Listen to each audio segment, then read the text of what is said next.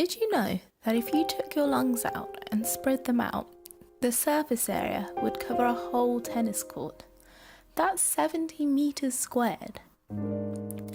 So today, I thought I'd open with a question. What's something that we all do, we do without thinking about, and if we don't do it, we die? If you're thinking breathing, yep, that's the correct answer for sure. But then what if I added into the mix that scientists don't really know why we do it? Confused? So are the scientists. By the question, why do we sleep? We don't really know for sure, but of course it's a very necessary thing. The reason why I talk about sleep is that it is related to circadian rhythms, and this is what the winners of this year's Nobel Prize in Physiology or Medicine's research surrounds. The winners, announced on the 2nd of October, are Jeffrey Hall, Michael Rosbach, and Michael Young, for their discoveries of molecular mechanisms controlling the circadian rhythm. They isolated the gene period, or pair, in 1984. This is a gene that controls the normal biological rhythm, and then they also identified other components of this mechanism.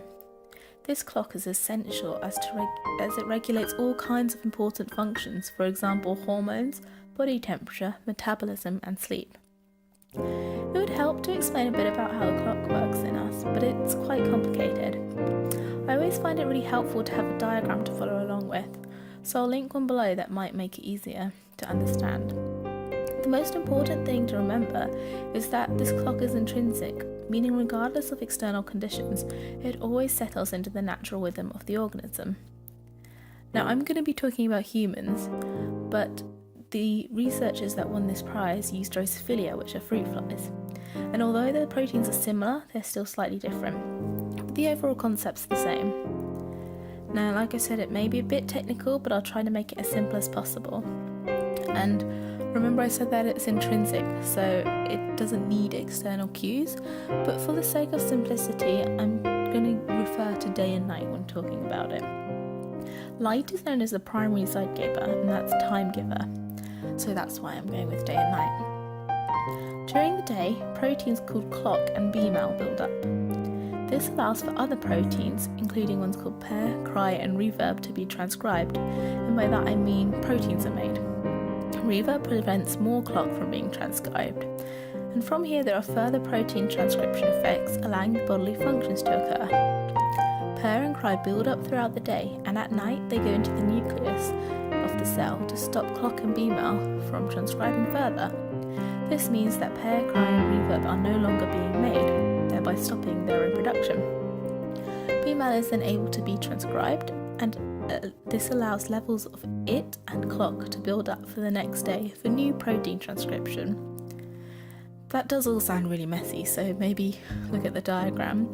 But essentially, protein levels rise and drop throughout the day and night, allowing normal bodily functions to be carried out. Interestingly, additional research has shown that even bacteria that do not have these particular proteins display circadian rhythms. They've evolved a separate transcription-translation feedback loop, as it's known.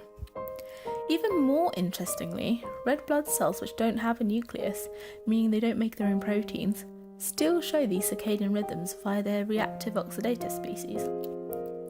So circadian rhythms are super important in all species. No wonder these researchers won the Nobel Prize, and congratulations to them for all the hard work that went into it. I definitely recommend checking out the Nobel Prize website's press report for more information about the exact research that was performed by the laureates. I've tried to relate the work back to human physiology, but the press release encompasses their fruit fly work and includes some really seminal papers of their research. So thanks for listening to this more current news related video, and hopefully see you in the next one. Bye!